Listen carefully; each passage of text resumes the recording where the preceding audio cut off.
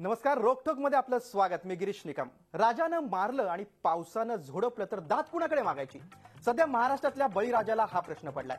गेल्या वर्षीपर्यंत पावसानं पाठ फिरवल्यानं शेतकरी हवालदिल होता. यंदा पाऊस चांगला झाला, पीकही चांगलं आलं, पण सरकारच्या नोटाबंदीच्या निर्णयानं सगळी माती केली. खरीपाच्या पिकाला चांगला भाव मिळण्याची आशा असतानाच नोटाबंदीचा निर्णय जाहीर झाला. बाजारात चलनी नोटाच उपलब्ध नसल्यानं शेतकऱ्यांना त्याचा जबर फटका बसला. शेतमालाचे भाव कोसळले, व्यापाऱ्यांनी नाडवणूक सुरू केली. जुन्या नोटा घेतल्या तर जास्त भाव आणि नव्या नोटा घेतल्या तर कमी भाव, अशी शेतकऱ्यांची अडवणूक व्यापाऱ्यांनी केली. आणि तसंच चित्र आता रोख पैशाच्या अडचणीमुळे रब्बीचं बियाणं आणि खत खरेदी करणं देखील मुश्किल झालं. आधी शेतमजुरांची मजुरी द्यायला रोख पैसे नव्हते, त्यांच्या बँकेत काही थोडेफार पैसे होते, पण सरकारनं जिल्हा बँकांवर देखील निर्बंध घातल्यानं तो पैसाही अडकून पडला. मोठमोठ्या व्यापारी, राष्ट्रीयकृत बँकांचं जाळं ग्रामीण भागात अजून पोहोचलं नाही. जिल्हा बँकांचा शेतकऱ्यांना काय तो आधार होता, पण तो आधारच सरकारनं काढून घेतला आणि शेतकरी फार मेटाकुटीला आला, हवालदिल झाला. अजूनही जिल्हा बँकांना सरकारनं पतपुरवठा केलेला नाही. 500 रुपयांची नवीन नोट दिसते तरी कशी, हे अजून औरंगाबाद जिल्ह्यात कुणीच पाहिलेलं नाही. हे विदारक चित्र आहे. 2000 रुपयांची नोट मिळते, पण तिची मोड मिळवताना कंबर मोड होते. असून अडचण नसून खोळंबा, अशी शेतकऱ्यांची अवस्था झाली. चारी बाजूनी शेतकऱ्यांची कशी कोंडी होत असताना शेतकऱ्यांचा कैवार घेणारे नेते होते तरी कुठे? शेतकऱ्यांच्या जीवावर मतांचा जोगवा मागणारे राजकीय पुढारी आणि शेतकरी संघटनांचे नेते कुठे गायब झाले? राजकीय व्यासपीठावरून शेतकऱ्यांना न्याय का मिळाला नाही? मराठा, दलित, कुणबी समाज आपापल्या जातीसाठी मोर्चे काढत असताना शेतकऱ्यांसाठी कुणीच आंदोलन का केलं नाही? शेतकऱ्यांच्या मतावर सत्तेची ऊब मिळवणारे नेते कुठे हरवले? शेतकऱ्यांसाठी कुणीच का पुढे आलं नाही? शेतकरी हितापेक्षा राजकीय महत्वाकांक्षा त्यांच्यासाठी जास्त महत्वाची आहे का? आणि सुलतानी संकटानं पिसलेल्या शेतकऱ्याचा आवाज बुलंद करायला कुणीच का पुढे येत नाही? चला, यासारख्या असंख्य प्रश्नांचा वेध घेऊयात आजच्या खास रोकठोक कार्यक्रमात. शेतकऱ्यांचा वाली कोण?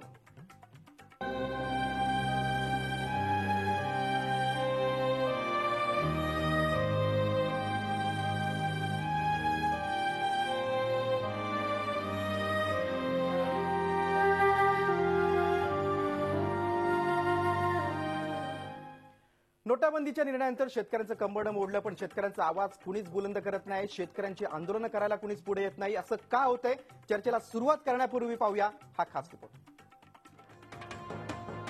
8 नोव्हेंबरच्या रात्री देशाचे पंतप्रधान नरेंद्र मोदी यांनी चलनातून 500 आणि 1000 रुपयांच्या नोटा रद्द करण्याचा निर्णय जाहीर केला. देशातील काळा पैसा आणि दहशतवाद मोडून काढण्यासाठी हे पाऊल उचलण्यात आल्याचं पंतप्रधान मोदी यांनी यावेळी सांगितलं. आज मध्यरात्रि यानी 8 नवंबर 2016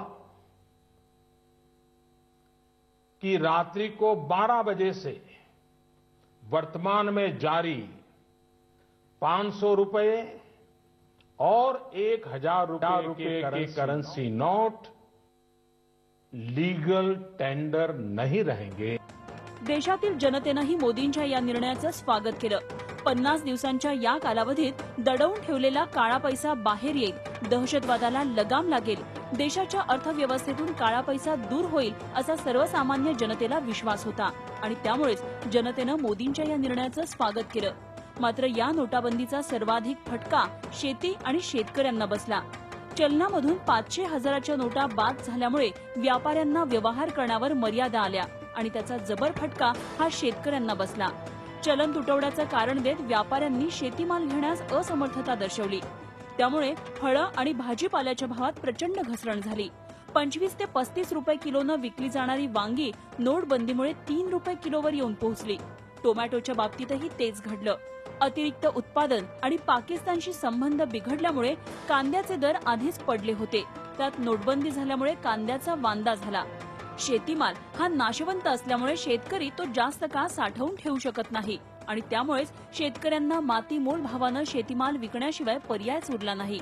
शेतीमाल मार्केटमध्ये आणून विकण्यासाठी परवडत नसल्यामुळे अनेक शेतकऱ्यांनी उभ्या पिकात नांगर घातला. सलग 3 वर्ष दुष्काळाच्या झळा सोसणाऱ्या या बळीराजाला यंदाच्या खरीपात चांगलं उत्पन्न मिळालं होतं. त्यामुळे डोक्यावरचं कर्ज दूर होईल अशी शेतकऱ्याला आशा होती. मात्र खरीप पीक मार्केटमध्ये विक्रीसाठी आलं आणि नोटबंदी झाली. त्यामुळे सोयाबीन, मूग, तूर आणि कापूस या पिकांना त्याचा चांगलाच फटका बसला. नोटबंदीमुळे शेतकऱ्यांची चहूबाजूनी कोंडी झाली. एकीकडे केंद्र सरकार कॅशलेस आणि पेटीएमचा प्रचार करत होतं, तर दुसरीकडे मजुरांना मजुरी देण्यासाठी शेतकऱ्यांकडे पैसाच नव्हता. शेतमाल शेतातच सडला. कष्टाची कमाई बँकेत असतानाही नोटबंदीमुळे पैसे काढण्यावर मर्यादा आल्या. दुभत्या जनावरांना रोज चारा आणि खुराकासाठी पैसा लागतो आणि 10-20 जनावरांचं पोट 2,000 रुपयामध्ये भरत नाही. शेतमजुरांना रोखीत मजुरी द्यावी लागते. याचा नोटबंदी करणाऱ्यांनी विचारच केला नाही.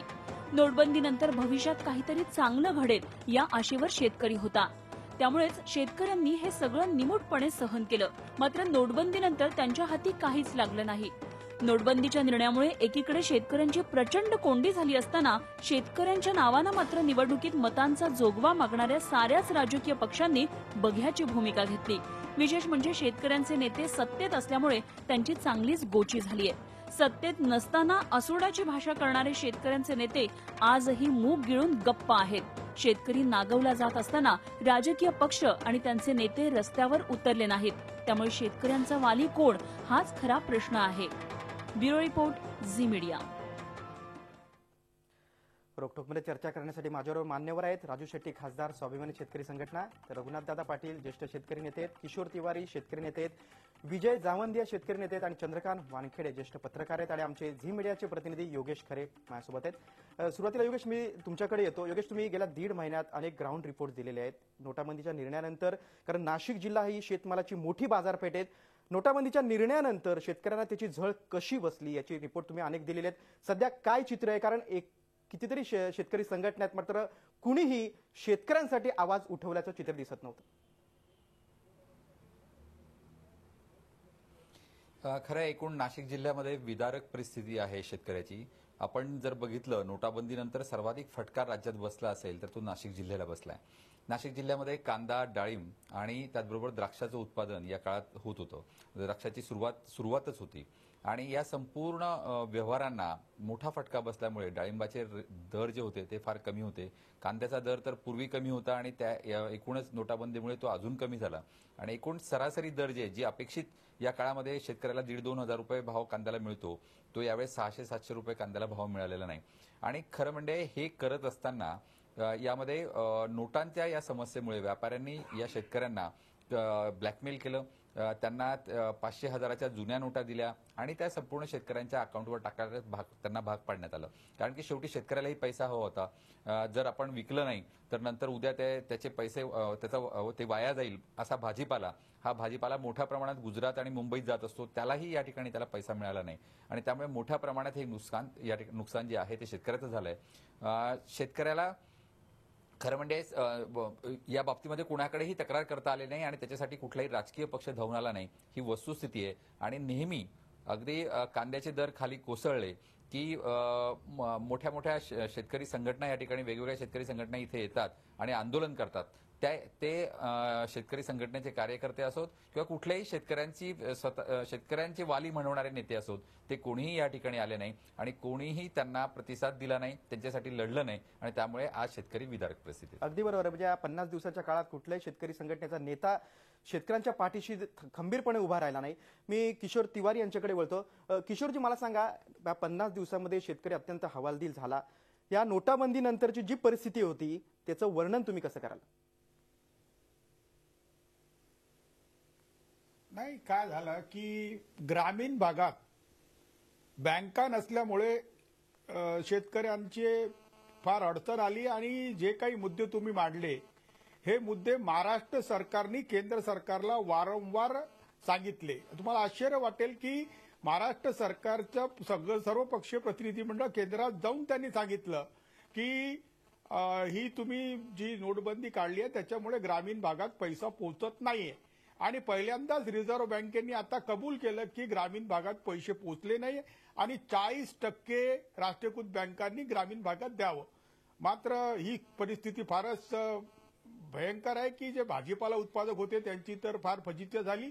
मात्र आमच्याकडे संत्रा उत्पादक शेतकरी खूप अडचणीत आले आणि माझी तर प्रामाणिकपणे अजूनही परिस्थिती सुटलेली नाही. मी वर्धा जिल्ह्यातल्या हिंगणघाट तालुक्यात वडनेर आणि पोहना या बँक ऑफ इंडियामध्ये गेलो तर अजूनही त्यांना 2,000 रुपयाचा विड्रॉल सुरू आहे आणि काय सुरू आहे मला माहित नाही. मात्र आम्ही त्यांना म्हटलं की तुम्ही विशिष्ट निवडक लोकांना पैसे दिले आणि शेतकऱ्यांना देत नाहीये, तुम्ही आम्हाला पूर्ण माहिती द्या. तर त्यांनी मला लिखित रूपात दिलं की अशी माहिती तुम्हाला देता येत नाही म्हणून. आता सरकारला देता येत नाही तर कोणाला देणार? आणि हे जे मुद्दे होते की सहकारी बँका आणि मध्यवर्ती सहकारी बँका आणि त्याच्यानंतर सोसायट्या यांना जिवंत करायचं आहे, तात्काळ करायचं आहे. कारण मला वाटते की हा मुद्दा ग्रामीण भागातील शेतकऱ्यांसाठी फारच महत्वाचा झाला आहे की त्यांची एकतर मर्यादा उचलून टाका. दुसरं, अडत्यांना सुद्धा महाराष्ट्र सरकारने म्हटलं होतं की त्यांनाही भरपूर पैसे द्या. मात्र केंद्र सरकारच्या जे धोरण होतं आणि केंद्रात जे नोकरशाही आहे त्यांनी अजूनही काही निर्णय घेतलेला नाही आणि ही परिस्थिती फार बिकट आहे. सध्या तर आमच्या विदर्भात तुरीचे भाव हमीभावापेक्षा कमी जात आहेत आणि सोयाबीनचेही शेतकऱ्यांची अडवणूक केली जात आहे आणि अडचणीत आले. शेतकऱ्यांनी चेकनी पैसे घेतले, बरं चेकनी पैसे घेतले आणि बँकेत जमाही केले, मात्र बँकेतून विड्रॉल होत नाहीये ना, त्याच्यामुळे फार अडचण आहे. आणि यावर्षी एक चांगला खरीप हंगाम आला होता आणि त्याच्यामध्ये फायदा आम्ही घेऊ शकलो नाही, हे आमचं दुर्भाग्य आहे. आणि तुम्ही जे म्हणालात की शेतकरी नेते काहीच बोलले नाही, मला वाटते हे आमच्यावर अन्यायकारक होईल. कारण आम्ही पहिल्या दिवसापासूनच सरकारकडे पाठपुरावा करत आहोत की या अडचणी प्रामाणिक अडचणी आहेत आणि तुम्ही या अडचणी दूर करा. पण मला आश्चर्य वाटते की ग्रामीण भागात किशोरजी नोटबंदीला फारच समर्थन होतं. तो आवाज तेवढा लोक म्हणाले जोरकस नव्हता की चांगलं झालं. अजूनही लोक म्हणतायत की नोटबंदीमुळे चांगलंच होईल आणि नोटबंदीचा फायदा होईलच. मात्र शेतकरी नेत्यांनी मोठं आंदोलन उभं केलं नाही. तर मी तर आता सरकारमध्ये एका मिशनला आहे, तर माझ्याकडे जबाबदारी होती की मी सरकारच्या मार्फत मांडावं आणि मुख्यमंत्र्यांनी आमचं ऐकून अरुण जेटली यांच्याकडे भेट घेऊन महाराष्ट्राकडूनच पहिलं निवेदन गेलं की अगदी बरोबर किशोरजी, शेतकरी संघटनेच्या नेत्यांनी मोठं आंदोलन उभं केलं नाही, हे वास्तव आहे. मी राजू शेट्टींकडे बोलतो. राजू शेट्टी, मला एक सांगा की शेतकरी एवढा नाडवलेला जात असताना सुद्धा तुमची आंदोलन म्हणजे स्वाभिमानीची आंदोलनं आम्ही अनेक पाहिलेली आहेत, रस्त्यावरून उतरून किती आक्रमक तुम्ही झालेला तुम्ही पाहिले. मात्र गेल्या 50 दिवसाच्या काळात शेतकरी एवढा अडचणीत आलेला असताना फक्त निव्वळ तुम्ही शाब्दिक थोडेसे इशारे दिलेले आहेत, पण जोरकस अशी भूमिका घेऊन शेतकऱ्यांच्या पाठीशी उभे राहिला नाहीत. कुठेतरी सत्तेची मर्यादा येतात, कारण तुमची संघटना सत्तेत सहभागी आहे. काही मर्यादा येत नाहीत, परंतु किशोर तिवारी म्हणाले ती गोष्ट खरी आहे. शेतकऱ्यांना त्रास होतोय या नोटबंदीमुळं. ज्यांच्याकडे काळा पैसा आहे, जे भ्रष्टाचारी आहेत, त्यांच्यावर कारवाई होते, त्यांचा काळा पैसा बाहेर पडतोय. मग आपल्याला त्रास थोडा झाला तरी होऊन दे, परंतु या काळा पैशावाल्यांच्यावर कडक कारवाई झाली पाहिजे. या भावनेतून ज्यांच्यासाठी आम्ही चळवळी उभा करतोय त्यांचाच फारसा प्रतिसाद मिळत नाही, हे दिसून येतं. दुसरी गोष्ट, एक तर मुळातच आमच्याकडे पैसे नसतात, त्यामुळे पैसे आमचं जे काही पेमेंट येणार होतं ते बँकेतून ते एक दिनवळ रांगेत उभा राहून घ्यायला आमची काय हरकत नाही, परंतु मुळात पैसेच नाहीत खात्यावर. मुळात शेतकरीच पूर्ण कॅशलेस झालेला आहे. तो त्याच्या खात्यावरच पैसे नाहीत तर तो काढणार कुठलं? एक तर बाजारामध्ये शेतीमालाला भाव नाही. यावर्षी रोगराईमुळे शेतकऱ्यांचं मोठं नुकसान झालेलं आहे, अतिवृष्टीमुळे नुकसान झालेलं आहे. पीक विम्याचा फारसा फायदा शेतकऱ्याला झालेला नाही आणि अशा विपन्न अवस्थेमध्ये शेतकऱ्याला नेमकं कळत नाही की काय करावं. आणि त्यामुळं शेतकरी नेत्यांनी आंदोलन केलं नाही असं म्हणण्यापेक्षा शेतकरीच इतका निराश झालेला आहे की त्याचा सगळ्यावरचाच विश्वास उडत चाललेला आहे. मग अशा वेळा तर खरंच तुमची गरज होती, तुमच्या संघटनेची पाठीशी राहायला पाहिजे होतं. हो, आम्ही आहोतच, खंबीरपणे शेतकऱ्यांच्या मागे आहोत. आणि जेव्हा जेव्हा आम्हाला वाटतं की आता रस्त्यावर उतरलं पाहिजे आम्ही उतरतो. आम्ही कुठं आहोत, सत्तेत आहोत की सत्तेच्या बाहेर आहोत, विरोधात आहोत की आणखी कुठं, याचा काही आम्हाला फरक पडत नाही. आणि ज्यावेळी आम्हाला वाटेल की आता अति झालेला आहे त्यावेळी निश्चितच आम्ही नाही, बरोबर आहे. पण आता अतिच झालंय, कारण तुमच्या संघटनेचे सदाभाऊ खोत मंत्रिमंडळात आहेत, पण ते सुद्धा सरकारचीच पाठराखण करताना दिसत आहेत, शेतकऱ्यांच्या पाठीशी अजिबात उभे राहत नाहीत असाच आरोप होतोय. आणि मी बोलतोय रघुनाथ दादा पाटील यांच्याकडे. दादा तुम्ही एक सांगा की गेल्या गेल्या गेल्या गेल्या 50 दिवसामध्ये शेतकरी एवढा नाडलेला असताना, पिसलेला असताना, चोहूबाजूनी अडकलेला असताना की कुठलीही संघटना अगदी सक्षमपणे, जोरकसपणे शेतकऱ्याच्या पाठीशी उभे राहिल्या नाही, एक मोठं असं व्यापक असं आंदोलन उभं राहिलं नाही. महाराष्ट्रात तरी तसं चित्र अजिबात दिसलं नाही. काय सांगाल? याचं एक कारण आहे आणि ते कारण असं आहे की निवडणुकीमध्ये केंद्राच्या लोकसभेच्या निवडणुकीत हे जो काही मोदी साहेबांनी आश्वासनं लोकांना दिली की आम्ही हा सगळा काळा पैसा बाहेर गेलेला देशात आणू, शेतीमालाला उत्पादन खर्च अधिक 50% नफा देऊ, प्रत्येकाच्या खात्यावर 15-15 लाख रुपये जमा करू, आणि अशा परिस्थितीमध्ये 2 वर्ष गेली आणि यांनी आता 3ऱ्या वर्षी हा अशा पद्धतीचा नोटाबंदीचा विषय पुढे आणला. याच्यामध्ये लोकांना असं वाटलं की आता काहीतरी ह्या काळा पैसा बाहेर निघतोय. विकिलिक्सनी, असांजेनी आधीच जाहीर केलं, त्या याद्या जाहीर केल्या, कोणाच्या नावावर किती पैसे आहेत हे होतं. आणि मग हे सगळे पैसे आले की आपल्याला काहीतरी पैसे मिळणार आहेत. आता या नोटाबंदी झाल्या तर उद्या चांगले दिवस येणार आहेत. बरोबर. परंतु या भूलतापा अशा होत्या आणि 50 दिवसात बघा मी कशी जादू करतो, अशा पद्धतीची भूमिका घेतल्यामुळं आणि हा सगळा नोटाबंदीचा विषय मोदींनी देशभक्तीशी जोडल्यामुळं या विषयावर शेतकरी संघटनाच नाही पण कोणीच काही बोलत नव्हतं. कारण बोलला तर तो देशद्रोही ठरणार आणि मोदीचं समर्थन करणारे तेवढे देशभक्त, असं जे देशभर वातावरण तयार करण्यात आलं आणि त्याचे फटके आम्हाला बसत होते. हे सगळा शेतीमाल तयार झालेला 8-4 दिवसापेक्षा जास्त काळ आम्ही शेतात ठेवू शकत नव्हतो. मिळेल त्या पैशाला द्यायला गरज होती.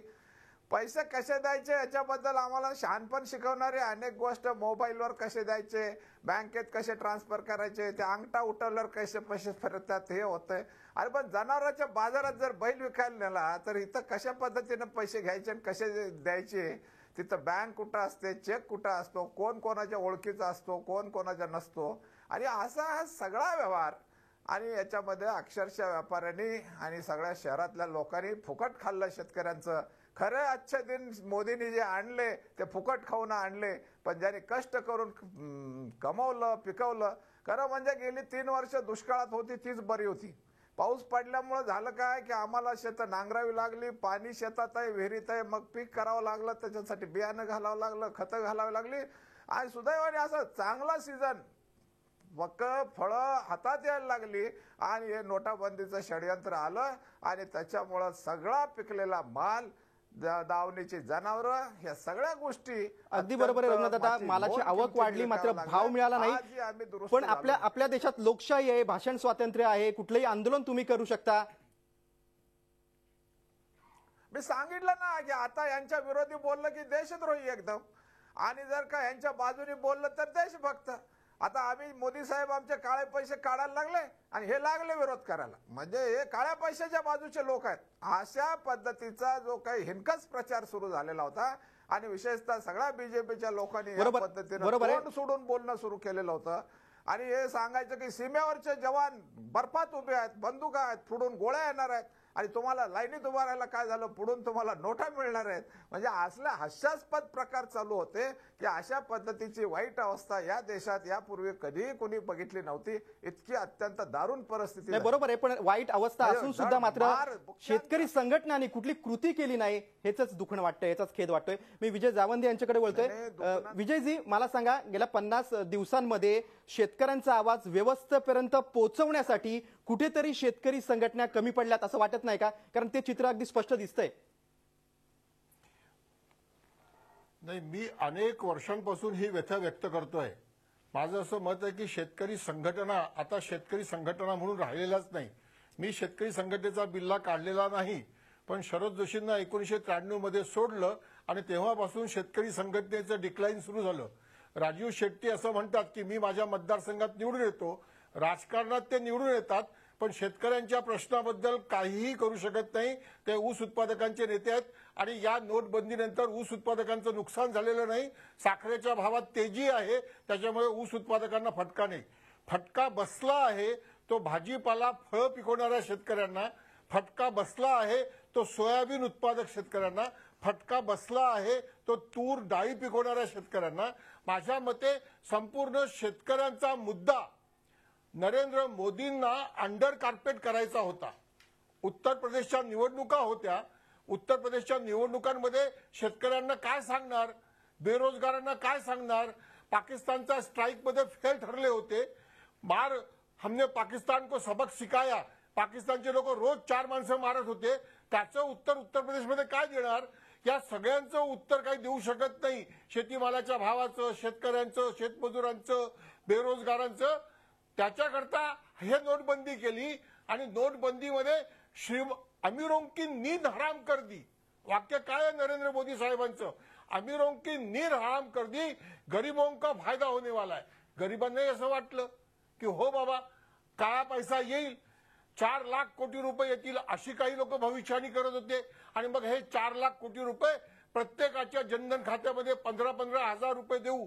ते 15 लाख नाही दिले तर हे तरी मिळतील 15 हजार रुपये. अशी वेगवेगळी आमिष दाखवलीत. गरिबांचं भलं काय झालं? गरीब लाईनीत लागला.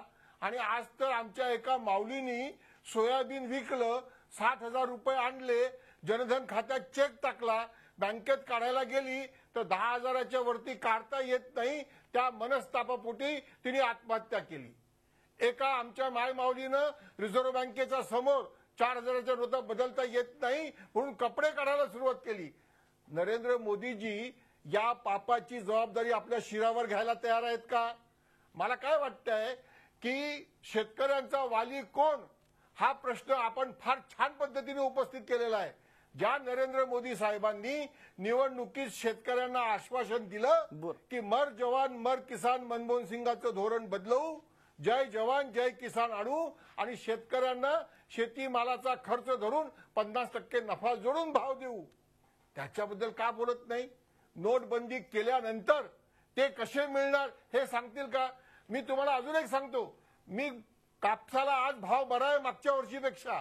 नोटबंदी झाल्यानंतर सुद्धा आज कापूस 5400, 5300, 5200, 5500 रुपयाला खपतोय. मागच्या वर्षीपेक्षा बरा भाव आहे. कारण काय? कारण काय नरेंद्र मोदींचं धोरण आहे? नाही. जागतिक बाजारात मागच्या वर्षी 70 सेंट 1 पाऊंड रुईचा भाव होता, तो आज 80 सेंट आहे.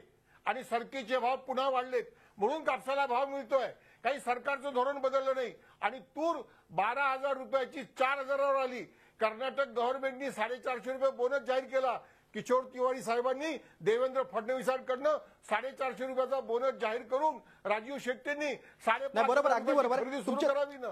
तुमचे मुद्दे लक्षात आले. आयात कराय विजयजी, तुमचे मुद्दे लक्षात आले. मी राजू शेट्टींकडे जातोय. राजू शेट्टी, तुम्हाला याचं उत्तर द्यावं लागेल कारण ते म्हटले की ऊस उत्पादक शेतकऱ्यांना याचा फटका बसला नाही. सोयाबीन उत्पादक असेल, तूर उत्पादक असतील किंवा फळ आणि भाजीपाला उत्पादक जे शेतकरी आहेत त्यांना या नोटाबंदीचा खूप मोठा फटका बसलाय. जावंदे मी बोललो नाही. नेते आहेत, शेतकरी हेच म्हटलंय बसलाय. शेतकऱ्यांच्या नेत्यानं एखाद्या कुठल्या तरी शेतकऱ्याला नावं ठेवणं हे शोभत नाही त्यांना. त्यांनी पहिल्यांदा आपण कोण आहोत, शेतकरी नेते आहोत काही विशिष्ट भागातले नेते आहोत हे सांगावं. आणि अशा पद्धतीचे कावीळ झालेल्या लोकांच्या मुळेच शेतकऱ्यांचे प्रश्न अजून जास्त वाढायला लागलेले असं मला वाटतं. वास्तविक पाहता भाजीपाला उत्पादक, फळ उत्पादक शेतकऱ्यांना बाजारातून पैसे मिळत नव्हते. याचं कारण खरं तर व्यापाऱ्यांच्यावर कडक नियंत्रण आणायला पाहिजे होतं. आणि हे सगळे व्यापारी हवाल्याच्या माध्यमातून शेतकऱ्यांना गेल्या अनेक वर्षापासून पेमेंट करत आले, रोखीनं पेमेंट करत आले. जो शेतकरी पीक कर्ज काढतो त्याचं बँकेमध्ये अकाउंट असतं. असं असताना या शेतकऱ्यांना रोखीच्या पैशाची सवय लावली. कारण या व्यापाऱ्यांना आपला जो धंदा आहे तो कागदावर आणायचा नव्हता, त्यांना तो हिशेबात आणायचा नव्हता, त्याच्यावरचं प्रॉफिट मार्जिन दाखवायचं नव्हतं. म्हणून त्यांनी रोखीनं शेतकऱ्यांना पैसे द्यायची सवय लावली. आणि अचानक नोटाबंदी झाल्यामुळं शेतकऱ्यांना पैसे मिळेनासे झाले. हे त्याचं कारण आहे. खरं तर नोटाबंदी करायच्या आधी अशा पद्धतीनं जिथं जिथं पर्यायी व्यवस्था उपलब्ध होत नाही त्या ठिकाणी पर्यायी व्यवस्था उपलब्ध केली असती तर शेतकऱ्यांना त्रास व्हायचं कारण नव्हतं. त्याच्यावर जावंदे साहेब बोट ठेवत नाहीत. परंतु बोट फलत्या ऊस उत्पादक शेतकऱ्यांना नावं ठेवून, आणखीन बागायतदार शेतकऱ्यांना नावं ठेवून, आणखीन कुणाला नावं ठेवून नाही, मी असं बोललो नाही. शेतकऱ्यांचे नेमके प्रश्न मी तुम्हाला बोललो ऊस उत्पादकांना नावं नाही ठेवलीत. राजीव नेहमीच शेट्टीजी, मी ऊस फक्त उत्पादक तुम्हाला शेतकऱ्यांना बोललो, नावं ठेवण्याशिवाय ऊस दुसरा काही उद्योग उत्पादकांना करत नावं नाही. ठेवली नाहीत. मी कापसाचाही विषय काढला. तुम्ही ऊस उत्पादक शेतकऱ्यांना नावं ठेवण्याशिवाय दुसरा काही उद्योगच करत नाही कधी. नाही, चुकीचं आहे ते. तुम्ही पुन्हा स्वतःची चमडी वाचवतात. मी तुम्हाला म्हटलं, मी ऊस उत्पादकांना नाही म्हटलं. मला काही चमडी वाचवायचं काही कारण नाही. मला चामडी वाढवायचं कारणच काय, मी वस्तूच सांगितले. पण तुमच्यासारखं मी नाही, नाही असा- केलं. मी असा- म्हणतो, असा- असा वाद घालण्या- तुम्ही मुक्त अर्थव्यवस्थेला पाठिंबा दिला आणि मग साखरेच्या भावाकरता आंदोलन करता. नाही हे आपण कुठलं असा धोरण वाद आहे हो? घालण्याऐवजी आपण ज्येष्ठ मुक्त पत्रकार अर्थव्यवस्थेला पाठिंबा चंद्रकांत दिल्यानंतर वानखेडे यांच्याकडे जाऊया. वानखेडे सर, आपण बघतोय की शेतकरी नेत्यांमध्येच एकी नाही, शेतकरी संघटनांमध्ये एकजूट नाही आणि ही 50 दिवसांच्या नोटाबंदीच्या काळात ही एकजूट महाराष्ट्राला कधी दिसलीच नाही. कुठल्या शेतकऱ्यांनी जोरकस आंदोलन केलंय, रस्त्यावर उतरलाय आणि व्यवस्थेविरुद्ध त्यांनी डांगोरा पिटलाय असं अजिबात झालं नाही. कसं विश्लेषण कराल? नाही, याचं विश्लेषण सरळ साधं असं आहे की म्हणजे मी विदर्भात आणि मराठवाड्यातली परिस्थिती पाहतो. म्हणजे सर्वसामान्य शेतकऱ्यांची उठण्याची अजिबात ताकद नाही आहे. म्हणजे प्रयत्न झाले नाही असं नाही. दुसरं असं की मोदीचं गारूड अजून शेतकऱ्यांच्या उरावरून काही उठत नाही आहे. म्हणजे गमतीचा भाग असा आहे की मोदी भाषणामध्ये सांगतात की आता इमानदार लोकांचे चांगले दिवस येणार आहे आणि बेईमानांचे वाईट येणार आहे आणि शेतकऱ्यांचे वाईट येत आहेत. याचा अर्थ असा आता की मोदींच्या व्याख्येनुसार शेतकरी हा बेईमान आहे. कष्टकरीयांचे हाल वाढत आहेत किंवा कामगारांचे हाल वाढत आहेत, सर्वसामान्य माणसांचे हाल वाढत आहेत.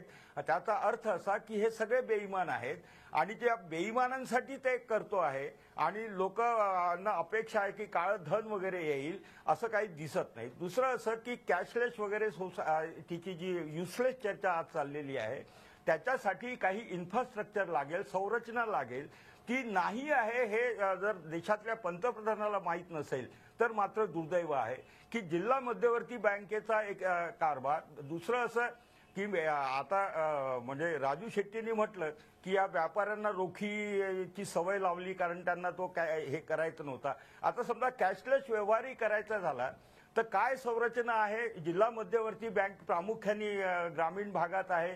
किती शेतकऱ्यांचं खातं म्हणजे जिल्हा मध्यवर्ती बँक सोडून इतर बँकेमध्ये आहे? म्हणजे ग्रामीण भागामध्ये किती वीज दिल्या जाते, किती इंटरनेट उपलब्ध आहे, हे सगळे प्रश्न आहेत. पण आज खरं असं झालेलं आहे की देश 25-30 कोटी लोकांचा झालेला आहे. म्हणजे मोदी किती बोंब मारत असतो की 125 करोड लोगों का देश वगैरे, तर या बाकीच्या लोकांशी याचं काही घेणं देणं नाही की त्यांना जसं शेतकऱ्यांना आता गुदगुल्या होऊन राहिल्या नोटबंदीच्या याच्यामध्ये, अशी मांडणी ही चुकीची आहे. त्रास त्याचा अतोनात वाढलेला आहे. पण आता अडचण अशी झालेली आहे की त्रास वाढला आहे हे सांगायचीही दहशत आहे कारण बेईमानांचाच त्रास वाढणार आहे. म्हणजे इथपर म्हणजे जसं रघुनाथ पाटलांनी म्हटलं की एक तर मोदींच्या विरोधात बोलणं म्हणजे काळ्या पैशाचं समर्थन करणं, मोदीच्या विरोधात बोलणं म्हणजे देशद्रोही ठरणं आणि मोदींच्या विरोधात बोलणं म्हणजे मग हे सगळं असं काहीतरी चाललेलं आहे. म्हणजे सरकारच्या याच दहशतीला शेतकरी काही लोक सरकारच्या याच दहशतीला शेतकरी संघटना बिचकतात असं म्हणायचं. नाही, एक तर शेतकरी संघटनांना नावं ठेवण्याची गरज नाहीये कारण आज शेतकरी संघटना कोणतीही प्रबळ नाहीये आणि जे जे नेते आम्ही आहोत ते आपल्या आता प्रादेशिक स्तरावर झालेले आहोत. म्हणजे पूर्वी शेतकरी संघटना आवाज द्यायची शरद जोशींच्या काळामध्ये तर सारा महाराष्ट्र हलायचा. आता राजू शेट्टी आवाज देतात तर पश्चिम महाराष्ट्र थोडासा हलतो. आम्ही तर बोलतो तर आमच्या त्यांनी काही हलत नाही अजून. ही वास्तविकता आहे. पण मूळ मुद्दा असा आहे की शेतकरी उठण्याची क्षमता शेतकऱ्यांची संपलेली आहे. म्हणून एखादा अमर हबीब सारखा माणूस किसान पुत्र संघटना काढतो. किसान पुत्र याचा अर्थ असा की तो शेतीवर जगत नाही पण शेतीवर पूर्वी होता, आता व्यवसायात आहे, नोकरीत आहे, पण त्याला सुद्धा किसान पुत्रांचाही पाठिंबा दिसत नाहीये. मला स्वतःला असं वाटतं की आम्ही आमच्या जागेने प्रामाणिकपणे काम करतो आहे पण दुर्दैवाने ज्याच्या बाजूने आम्ही आहोत त्याची उठण्याची क्षमता नाही आहे आणि आमच्या आवाजाला कोणी हाक बावून घेत. बरोबर आहे, बरोबर. आता शेतकऱ्यांसाठी नेमकं काय करण्याची गरज आहे ते आपण पाहणार आहोत. मात्र ब्रेक नंतर शेतकऱ्यांचा वाली कोण या विषयावरची चर्चा अशी सुरू राहणार आहोत. रोकटोकमध्ये इथं घेऊयात एक छोटासा ब्रेक.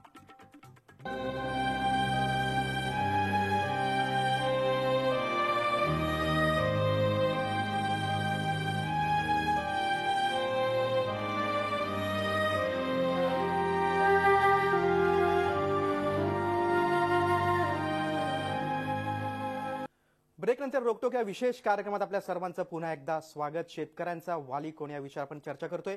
मी आता वळतो योगेश यांच्याकडे. योगेशजी, काही ज्येष्ठ शेतकरी नेते मान्यवर आपल्या कार्यक्रमात सहभागी झाले, त्यांनी आपापली भूमिका मांडली आहे. पण आपण उपाययोजनांकडे वळूया. मला असं वाटतं की सहकार मंत्री सुभाष देशमुख यांनी 2 दिवसापूर्वी सांगितलं होतं, व्यापाऱ्यांना इशारा दिला होता की कमी भावात तूर डाळची खरेदी केली तुम्ही तर गंभीर तुमच्यावर कारवाई करण्यात येईल, थेट तुम्हाला अटक करण्यात येईल. सरकारकडनं तोकड्या उपाययोजना होत्यात, कारण आज वाशीची बाजारपेठ समिती असेल किंवा नाशिकची बाजार समिती असेल, शेतमाल अक्षरशः कवडीमोल भावात विकला जात नाही म्हणून फेकून दिला जातोय. नाशिकमध्ये टोमॅटो असेल किंवा वाशीच्या बाजार समितीत भाजी असेल. काय उपाययोजना करता येतील सध्या? खरं म्हणजे मला हा प्रश्न पडलाय की जो नोटाबंदी झाल्यानंतर जो काही त्रास शेतकऱ्यांना झाला आहे त्याची दखल तरी सरकारने घेतली का नाही. खरं म्हणजे शेतकरी आता वानखेडे बोलले की शेतकरी संघटना कमकुवत आहेत, त्यांना तितकासा स्कोप नाही. मंत्री झालेत शेतकरी संघटनेचेच नेते, आणि ते मंत्री असताना खरं म्हणजे आता शेतकरी कमकुवत असला तरी त्यांनी ह्या समस्या तिथं मांडून ह्या सोडून घेतल्या पाहिजेत. नोटाबंदीच्या काळात जो त्रास नाशिकमध्ये झाला शेतकऱ्यांना, त्याची विचारपूस करण्यासाठी कोणता नेता आला, कोणत्या सरकारच्या नेत्याने, किंवा आता सदाभाऊ खोत हे दरवर्षी कांद्याचं आंदोलन करण्यासाठी नाशिकला येत होते. आतापर्यंत दरवर्षी त्यांनी आलं. एकदा त्यांनी जिल्हाधिकारी कार्यालयासमोर 3-4 दिवस ठाण मांडलं हजारो शेतकऱ्यांना, शेकडो शेतकऱ्यांना घेऊन, आणि कलेक्टरला अडकवलं. यावेळेस का नाही आले ते विचारपूस करण्यासाठी शेतकऱ्यांच्या? शेतकरी अक्षरशः मी तुम्हाला सांगतो की शेतकरी आम्हाला फोन करून सांगत होते की आम्ही फोन करतो तर आता आम्हाला कोणीच दाद द्यायला तयार नाही, आता आम्हाला कोणीही विचारायला तयार नाही. अशा परिस्थितीमध्ये खरं म्हणजे आताच्या समस्या खूप गंभीर आहेत. म्हणजे आता या पुढच्या काळातल्या मी तुम्हाला सांगतो, आज आपण आता द्राक्षाची बाग जी आहे ती निघायला सुरुवात झाली आहे, द्राक्ष विकायला सुरुवात झाली आहे. निर्यात होते म्हणून ठीक आहे, निर्यातीचा पैसा सगळा चेकने येतो. पण ज्यावेळेस परराज्यातले व्यापारी नाशिकमध्ये द्राक्ष बाग खरेदी करायला येतात, ती शिवार खरेदी असते, आणि त्या शिवार खरेदीमध्ये त्या ठिकाणी रोकड पैसा हा दिला जात असतो. आता रोकड पैसा द्यायला नसेल, त्यामुळे परराज्यातले व्यापारी यावेळेस चेक देतील, आणि जर ते चेक बाउन्स झाले आणि त्यानंतर त्यांना ते पैसे मिळाले नाही, त्याची जबाबदारी कोण घेणार? या किती अगदी बरोबर. याचं उत्तर योगेशजी, याचं उत्तर आपण राजू शेट्टी यांच्याकडनं घेऊया. राजू शेट्टी, शेतकरी तुमच्या संघटनेकडे, तुमच्याकडे मोठ्या आशेने बघतोय. तुम्ही सरकारमध्ये सहभागी आहात, सदाभाऊ खोत मंत्री आहेत.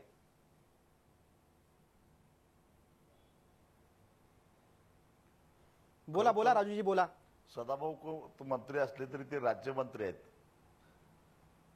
असू द्यात ना, तरी राज्यमंत्र्यांनाही थोडे अधिकार असतात आपल्या सगळ्यांना माहिती आहे निश्चितच, आणि ते त्या अधिकाराचा वापर करतीलच.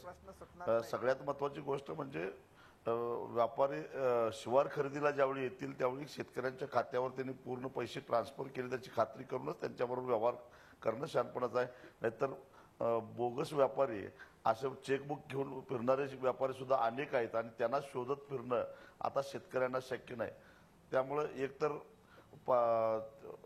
अशा व्यापारी जे परवानाधारक आहेत, लायसनधारक आहेत, त्यांना रोकड पैशाची व्यवस्था शासनानं करावी, नाहीतर त्यांनी RTGS करून शेतकऱ्याच्या अकाउंटला थेट पैसे द्राक्षाचे भरावेत, आणि ते पैसे आपल्या अकाउंटला जमा झाले त्याची खात्री करूनच, किंवा DD घेतल्याशिवाय शेतकऱ्यांनी पैसे देऊ नयेत. हाच त्याच्यावरचा उपाय आहे. नाहीतर या आता बोगस व्यापाऱ्यांचा सुळसुळाट होणार आहे, आणि ते त्यांच्याकडून पैसे वसूल करणं हे एक नवीन कटकटीचं काम आता शेतकऱ्यांच्या मागे लागणार आहे. बरं, मी किशोरजी तिवारी यांच्याकडे येतो, जे शेतकरी स्वावलंबन मिशनचे अध्यक्ष आहेत. हा, बोला योगेश, बोला. शेट्टीजी, मला एक अजून प्रश्न विचारायचा आहे की गेल्या काळामध्ये जी नोटबंदी झाली आणि त्यानंतर 1.5-2 महिने जो काळ आपला हा सगळा गेला, या काळामध्ये अनेक शेतकऱ्यांना या ठिकाणी नाशिक जिल्ह्यामध्ये 500 आणि 1000च्या जुन्या चलन नसलेल्या नोटा, म्हणजे चलनातून बाद झालेल्या नोटा देण्यात आल्या, आणि त्या सगळ्या शेतकऱ्यांना हे सांगण्यात आलं, व्यापाऱ्यांनी असं सांगितलं की ह्या तुम्ही तुमच्या अकाउंटवर टाका, तुम्हाला इन्कम टॅक्स लागत नाही, त्यामुळे तुम्हाला कोणी विचारणा करणार नाही. डाळिंबाचं जर आपण बघितलं, एक बहार आला तर लोकांना 90 हजार रुपये, 1-2 लाख रुपये सुद्धा त्या बहाराचे मिळतात. त्या शेतकऱ्यांनी हे पैसे आपल्या याच्यात टाकले, आणि 2 महिन्यामध्ये जवळजवळ एकेका शेतकऱ्याच्या अकाउंटवर डाळिंब उत्पादकाच्या 5-5 लाख रुपये त्या ठिकाणी गेले. आता त्यांना आयकर विभागाच्या नोटीस यायला सुरुवात झालेली आहे. या शेतकऱ्यांच्या उत्पन्न हे आता जास्त दिसू लागेल. आयकर विभाग त्यांना नोटीस बजावणार, हे तुम्ही 500-1000च्या नोटा कुठून आणल्या. किती मोठा प्रश्न आज शेतकऱ्यांसमोर आहे आयकर विभागाला फेस करण्याचा. उद्या त्यांना CA ची मदत घ्यावी लागणार. त्यांच्या ज्या येणाऱ्या योजना आहेत त्या योजनांमध्ये त्यांचं उत्पन्न जास्त दिसणार. 10 लाखापेक्षा जर जास्त उत्पन्न तुमचं वर्षाचं असेल तर त्यांना सबसिडी सुद्धा बंद होतील अनेक ठिकाणी. तर अनेक असे महत्वाचे प्रश्न आहेत, कळीचे प्रश्न आहेत जे नाशिक जिल्ह्यामध्ये शेतकऱ्यांना आज भोगावे लागणार आहेत आणि पुढच्या काळात हे जास्त प्रकर्षाने समोर येणार आहेत. यासाठी खरं म्हणजे सरकारच्या म्हणजे सदाभाऊ खोत आज नाही म्हटले तरी जरी राज्यमंत्री असले तर त्यांनी इथं येऊन त्याची विचारपूस करणं, ते प्रश्न सोडवणं हे आवश्यक आहे. शेतकरी मोठ्या प्रमाणामध्ये अगदी बरोबर. मी किशोरजी तिवारींकडे बोलतो. योग्यजी, तुम्ही बरोबर अत्यंत योग्य मुद्दा मांडलेला की काही काळापूर्वी अगदी सदाभाऊ खोत नाशिकमध्ये यायची, आंदोलन करायची, मोठमोठे आंदोलन ते केलेले आहेत. मात्र आता सरकारमध्ये सहभागी झाल्यानंतर मात्र त्यांचं नाशिकमध्ये शेतकऱ्यांशी काही संवाद राहिला नाही. किशोरजी, हेच दुर्दैव आहे की शेतकरी संघटना सत्तेच्या व्यासपीठावर असताना सुद्धा शेतकऱ्यांना त्यांचा मदतीचा हात पुढे जात नाही, खंबीरपणे पाठीशी उभे राहत नाहीत. नाही, काही मुद्दे तर योगेशजींनी फार व्यवस्थित मांडले की शेतकऱ्यांना आमच्या कापसामध्ये असे झालं की नगद जर तुम्हाला चेकनी घ्यायचं असेल तर तुम्ही 5,000 रुपये प्रति क्विंटल आणि तुम्हाला जुन्या नोट्यात घ्यायचं असेल तर मग 5200 रुपये 5300 रुपये भाव होता. आणि शेतकऱ्यांना जुन्या नोट्या देण्यात आल्या आणि शेतकऱ्यांचं तर जर नोटिसेस येत असतील तर सरसकट त्यावर सरकारने जबाबदारी घ्यावी. दुसरं एक फार महत्वाचं ते बोलले की रोखीच्या व्यवहाराला नियंत्रण आणायचं आहे आणि बोगस व्यापाऱ्यांचा जर हा झाला तर माझ्या मिशनकडून तर माझं असं म्हणणं राहील की सरकारने याची जबाबदारी घ्यायला पाहिजे आणि एपीएमसीला जबाबदार धरलं पाहिजे. आता काय आहे की रोखीचे व्यवहार हे होतच कसे होते आणि आता ते चेकनी होत आहे तर मग शेतकऱ्यांना पैसा मिळत नाहीये. तर हे जे प्रॅक्टिकल प्रॉब्लेम आहेत त्याच्यावर तोडगा निघाला पाहिजे. कारण आता काय झालं, 1000 आणि 500च्या नोटा बंद केल्या ही गोष्ट जुनी झाली. आज तर अशी परिस्थिती आहे की पर्यायी नगदी व्यवस्था ग्रामीण भागात झालीच पाहिजे, नाहीतर त्याचे दुष्परिणाम अजून किती होते मला माहित नाही. मात्र महाराष्ट्र सरकारकडे आमचं पहिल्या दिवसापासून डेटा आहे की दलालाकडे रोखीचे पैसे उपलब्ध करा. एक दुसरं, ग्रामीण व्यवस्थेत ज्या राष्ट्रीयकृत बँका व डीसीसी बँका आहे यांना तुम्ही पैसा पुरवा. मात्र असं झालं की आरबीआयचं काही नियंत्रण नव्हतं आणि राष्ट्रीयकृत बँकांनी ग्रामीण भागात जुलूम केला, हे तर नक्की झालं आहे. आणि व्यवस्थेत जर करायचं असेल आणि शेतकऱ्यांना जर या व्यवस्थेतून वाचवायचं असेल तर सर्व लोकांनी एकत्र येऊन तात्काळ उपाययोजना करणं फार गरजेचं आहे.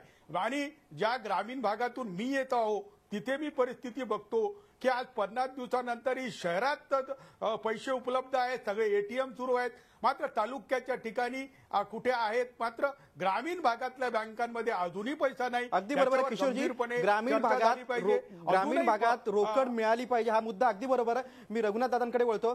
या सरकारने ज्या चुका केलेल्या आहेत त्या दुरुस्त केल्या तरी पुष्कळ काम होणार आहे. मुळामध्ये राष्ट्रीयकृत बँका म्हणजे काशीहून धुवून आणलेल्या आहेत, स्वच्छ चारित्र्याच्या आहेत असा समज पसरवला आणि मध्यवर्ती बँका आणि सहकार खातं म्हणजे सगळं बरबटलेलं आहे असंही त्यांनी दाखवलं. सहकार खात्याचा सर्व ग्रामीण भागामध्ये शेतीशी सोसायट्या बँका असा एक मोठा गेले 50-60 वर्षातलं एक बांधणी झालेली होती आणि हे एक रुटीनचं काम सुरू होतं. परंतु याच्यामध्ये कारण नसताना या पद्धतीनं दाखवलं की सगळ्या सहकारी बँका म्हणजे घोटाळेबाजांच्या बँका आहेत आणि राष्ट्रीयकृत बँका. आता राष्ट्रीयकृत बँकांच्या अधिकाऱ्यांनी काय काय दिवे लावले आणि कशा पद्धतीने नवीन आलेल्या नोटा आपल्या आपल्या संबंधितांना कमिशन बेसिसवर वाटल्या हे चित्र स्पष्ट झालं. अनेक भाजपाच्या आमदारांच्या गाड्यांच्या मध्ये नोटाचे बंडलच्या बंडल कोट्यवधी रुपये सापडले, ते आमच्या बँकेचे आहे म्हणून सांगतात. जसं काही बँकेला कॅशियर नाही, कोणी वॉचमन नाही, कोणी पोलीस नाही किंवा कोणी ड्रायव्हर नाही, सगळ्या नेत्यांच्या. मी काय म्हणतोय रघुनाथ दादा, उपाय काय? कारण आता उपायांकडे बघितलं पाहिजे, काहीतरी त्यातनं मार्ग काढला पाहिजे. काही करायचं असेल ना, नाही मार्ग आता तुम्हाला सांगतो की आता सांगितलं की साखर कारखानदारांचं ऊसवाल्या शेतकऱ्याचं बरं आहे, असे जर काही लोक प्रचार करायला लागले तर मोठं अवघड काम आहे ना. आज ऊसाचं कारखान्यामध्ये ऊस गेला, त्याचं बिल मिळालं, द्राक्ष उचलली त्याचा चेक मिळाला, वाटला. आता बँकेत पैसे आहेत पण आम्हाला मिळत नाहीत. आता 2000 रुपये आजच मी गेलो, पेन्शनचे पैसे सुद्धा माझ्या आईचे दिले नाही सगळे पैसे. म्हणजे आता जगायचं कसं माणसाने? या जो काही सगळ्या गोष्टी चालल्या तर ग्रामीण भागामध्ये आत्ता डोळे उघडले 60 दिवसांनी आणि ते रिझर्व्ह बँक सांगते की ग्रामीण भागात पैसे पाठवा. याच्यामध्ये झालेलं आहे की या रिझर्व्ह बँकेची स्वायत्तताच या पंतप्रधानांनी काढून टाकली. अगदी बरोबर. आणि या रिझर्व्ह बँक म्हणजे खरं सगळ्या देशाला अर्थपुरवठा करणारी बँक आहे. बरोबर. आणि ते आपण 50 उपाययोजनांच्या दिवसात मुद्द्यावर 62 बोलतोय. अधिसूचना विजय जावंदे, मी निघाल्या. तुमच्याकडे ऐकून वळतो. घ्या की ज्या तुम्ही कुठले रिझर्व्ह दोन बँकेने प्रभावी 50 उपाय दिवसात सुचवाल? एक कारण मिनिट ऐका ना. शेतमाला सांगतो भाजीपाला ना, उत्पादक रिझर्व्ह बँकेला याला स्वायत्तताच काढून या टाकलं वर्गाला ना. मोठा फटका बसलाय.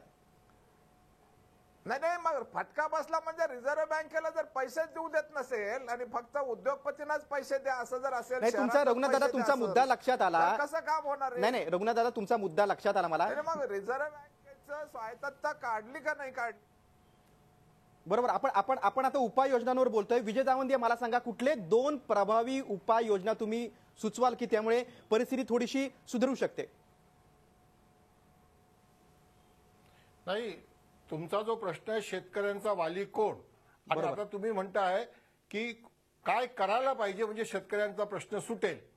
मला राजू शेट्टींच्या त्या विधानाकडे लक्ष घ्यायचं आहे की आता द्राक्ष विकताना वगैरे कोणी चेक दिला तर चेक घेऊन द्राक्ष विकू नका. मला हे अंडरलाईन करायचं आहे. सगळ्या शेतकऱ्यांना सांगायचं आहे की चेक घेऊन तुम्ही माल विकू नका, कारण तो चेक वटणार की नाही वटण्याची गॅरंटी नाही आहे. आरटीजीएस मधनं पैसे ट्रान्सफर कर, नाहीतर डीडी दे तरच विका. हे बिलकुल बरोबर आहे राजू शेट्टीचं, ते त्यांनी तिथून करून आणावं. दुसरं मला सांगायचं आहे की शेतकऱ्यांचा प्रश्न सोडवायचा असेल तर शेतीमालाला योग्य किंमत, जी मोदी साहेबांनी निवडणुकीच्या भाषणात म्हटलं होतं की खर्चावर 50% नफा जोडून भाव देऊ, ते ऊस असो, कापूस असो, सोयाबीन असो, तूर असो, हरभरा असो, गहू असो, तांदूळ असो की कांदा असो, कोणताही असो, या सगळ्यांना असलं पाहिजे. जर भाव देता येत नाही, आज भाजपचे मंत्री म्हणतात की जगात भाव नाही आहे, सोयाबीनला भाव का नाही, जगात बंदी आहे, नका देऊ ना भाव. मग अमेरिका, युरोपच्या शेतकऱ्यांना तुमच्या प्रश्नाचं उत्तर आपण राजू शेट्टींकडनं घेऊया. राजू शेट्टी, शेतमालाला भाव मिळाला पाहिजे होती, जे निवडणुकीच्या प्रचारामध्ये जी आश्वासनं दिली होती शेतकऱ्यांना ती कुठेतरी पूर्ण होताना दिसत नाहीत. दबाव कसा आणणार? कारण तुमची संघटना सरकारमध्ये सहभागी आहे. ही आश्वासन मला माझं पूर्ण करू द्या. हो, शेतकऱ्यांना आजचे दिन आणण्याचं आश्वासन मोदींनी दिलेलं होतं. स्वामीनाथन यांच्या सूत्रानुसार उत्पादन खर्चाच्या 1.5 हमीभाव देण्याचं आश्वासन दिलेलं होतं, ते त्यांनी पाळलेलं नाही आहे. मी या संदर्भातला एक अशासकीय ठराव पार्लमेंटमध्ये आणलेला होता, त्यालाही उडवाउडवीची उत्तरं दिली.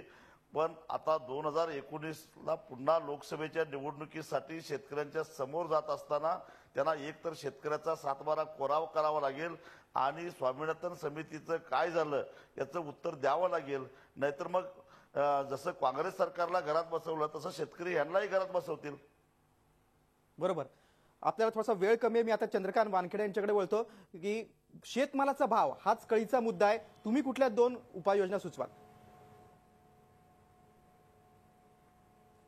नाही, मी असं म्हणतो की एवढा घोळ करून ठेवलेला आहे की या सगळ्या याच्यामध्ये की तात्काळ काही इन्फ्रास्ट्रक्चर वगैरे उभं राहण्याची शक्यता नाही. जसं मग रघुनाथ दादा पाटलांनी म्हटलं की जिल्हा मध्यवर्ती ज्या कोऑपरेटिव्ह बँका आहेत त्या सगळ्या बदमाश, परत त्याच्यात बेईमान आणि इमानदार, आणि राष्ट्रीयकृत बँका इमानदार. बरं, आता सगळ्या बेईमान इन्फ्रास्ट्रक्चर समजा इथे आहे आणि तेच पैसा रोखीचे व्यवहार किंवा त्याच्या शेतकऱ्यांचं खातं आहे, तिथे मात्र काहीच नाही.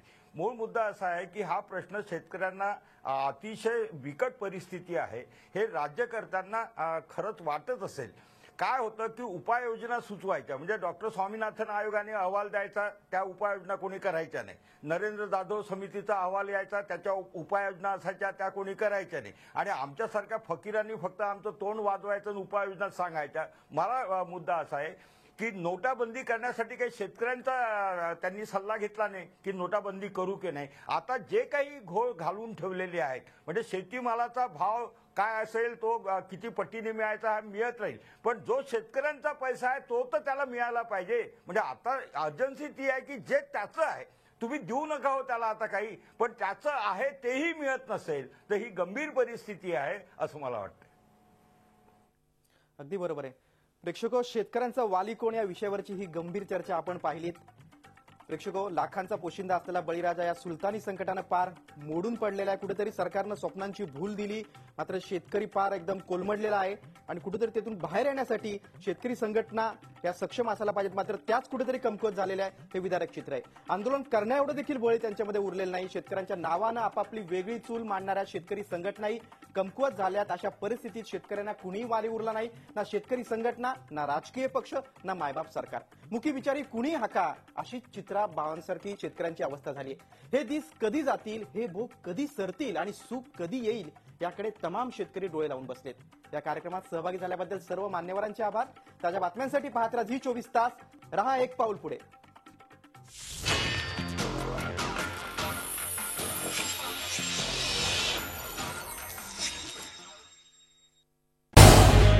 झी 24 तास रहा एक पाऊल पुढे.